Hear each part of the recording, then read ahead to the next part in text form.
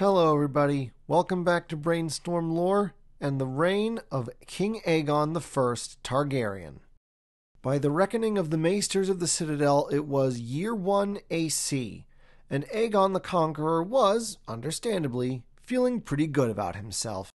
He'd just been crowned by the High Septon of the Faith and thus officially recognized as the King of all Westeros, with the exception of Dorne, which made things a little awkward, especially considering that one of his new titles was Lord of the Seven Kingdoms.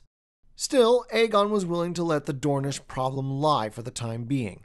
For now, consolidation was the order of the day. Of course, now that Aegon was officially king, some official accoutrements of kingship were needed, like a royal capital, for instance. The alleged smart money said that Aegon would rule from his family's ancestral seat at Dragonstone. Others suggested that he would make Old Town his capital. However, Aegon decided to surprise the betting men of Westeros by making his royal capital the very site where he had first begun his conquest on the coast of Blackwater Bay. Barely 2 years had passed, and already a sizable town was built up around the small wooden Aegon fort, which the locals were already referring to as King's Landing. After every single battle, Aegon had made a point of collecting the swords of his defeated enemies.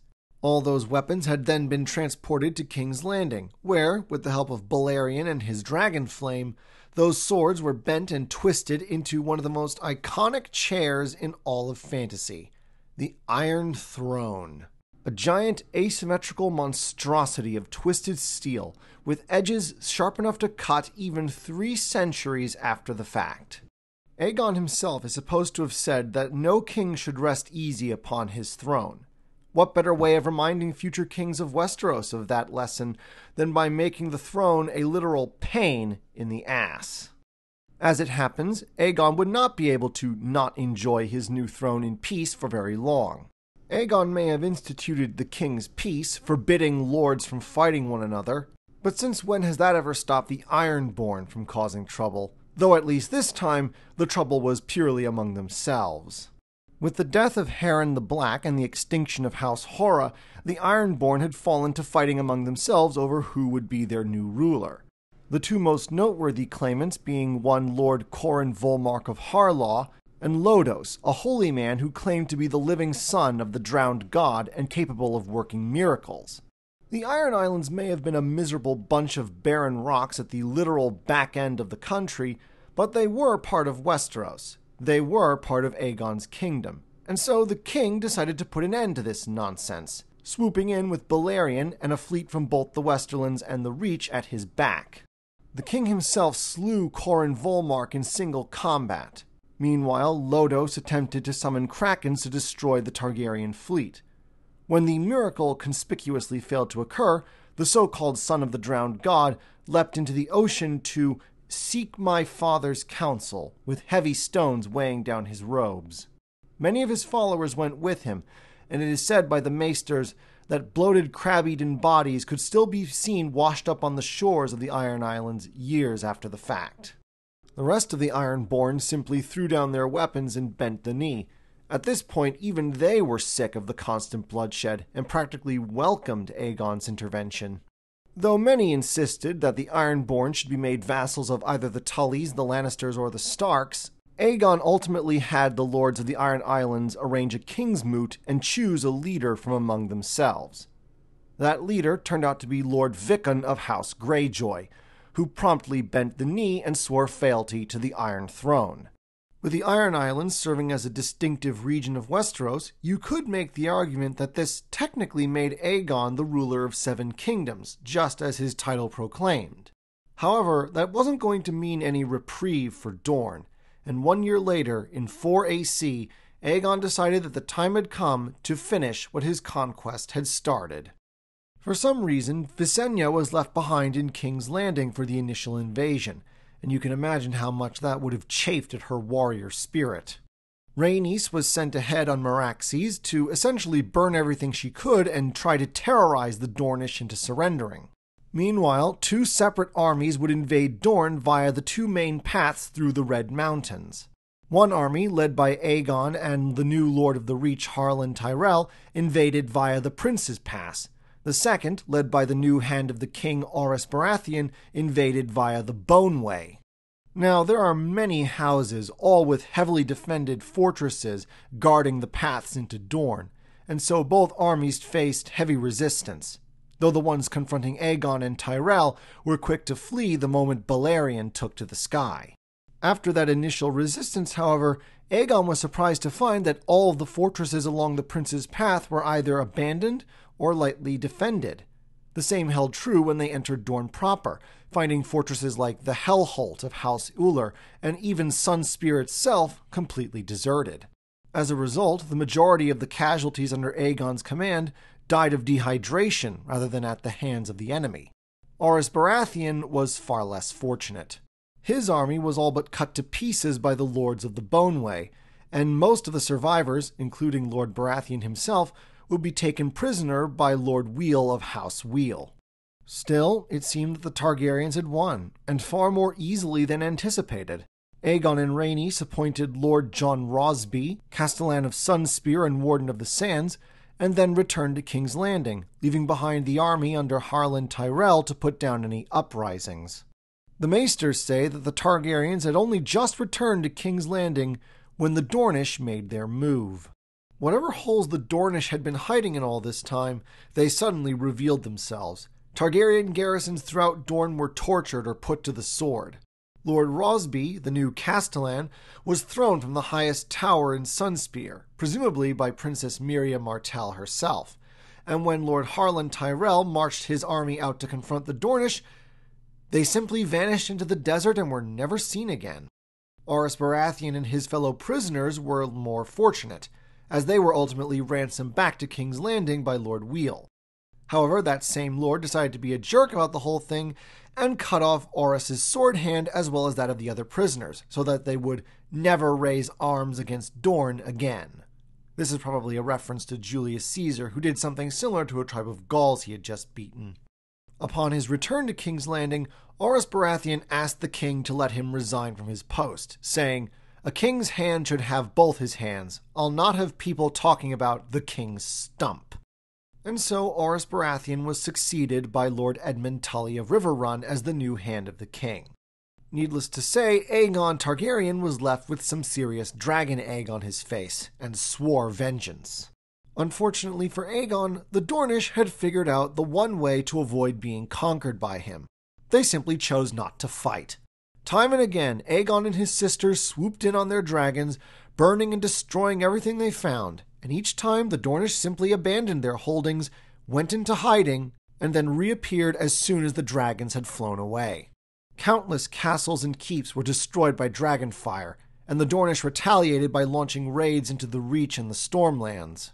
Then, one fateful day in 9 AC, as Rhaenys and Meraxes were attacking the Hellholt, some nameless retainer of House Uller, either through blind luck, excellent aim, or both, managed to mortally wound the dragon by shooting it in the eye with a scorpion bolt, sending both dragon and rider to their deaths.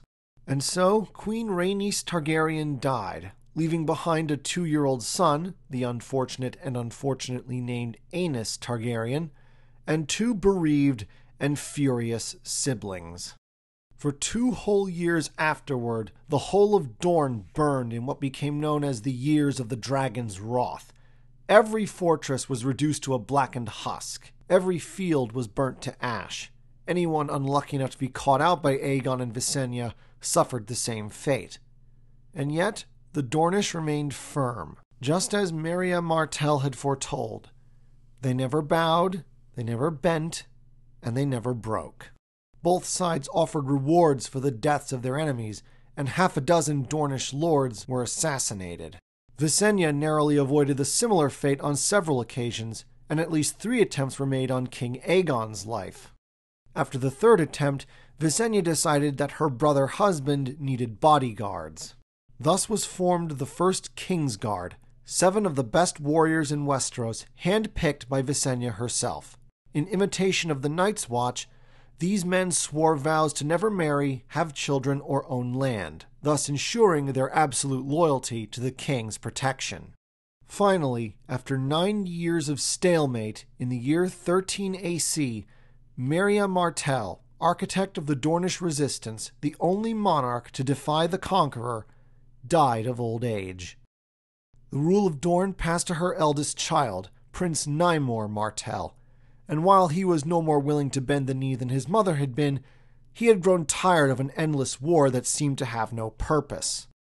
And so, as soon as he ascended the throne, he sent his daughter Daria as a peace envoy to King's Landing to offer terms. At first, Aegon rejected the offer of peace, and then Daria Martell handed him a letter. No one knows what was in the letter because Aegon burnt it as soon as he'd finished.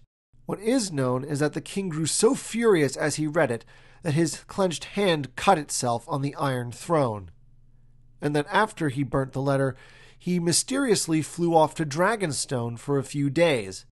No one knows what he did there, but when he returned, he agreed to Nymor's terms, and peace was achieved between Dorne and the Iron Throne. Speculation as to the letter's contents abounds to this very day. Some say that it was magic, ensorceling Aegon and forcing him to sign the peace.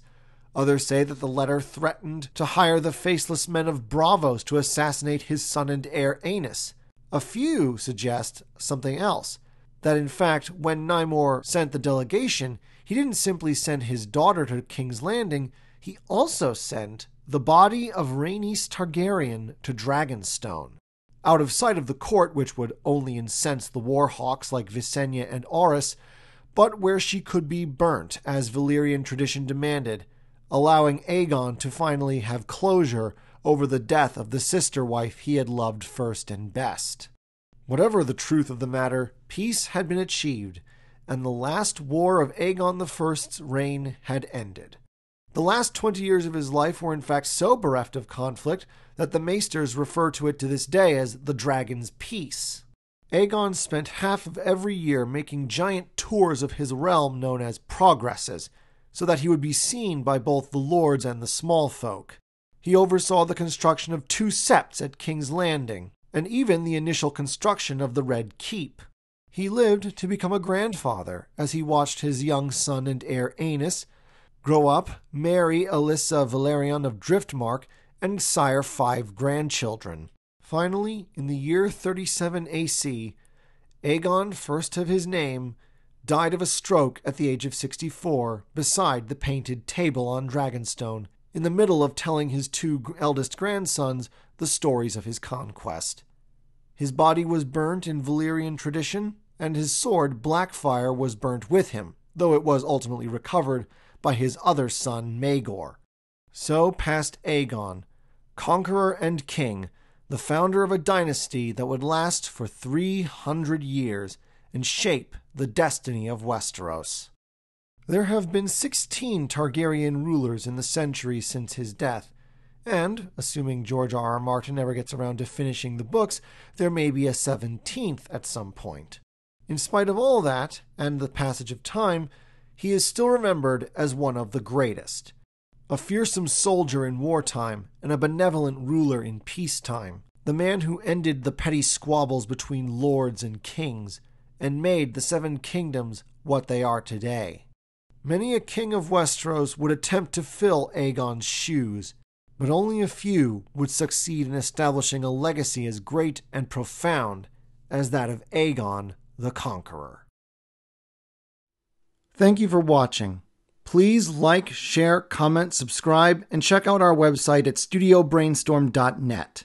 And if you have a story that you think is worth telling, we are more than happy to help you publish it. Thank you, and have a nice day.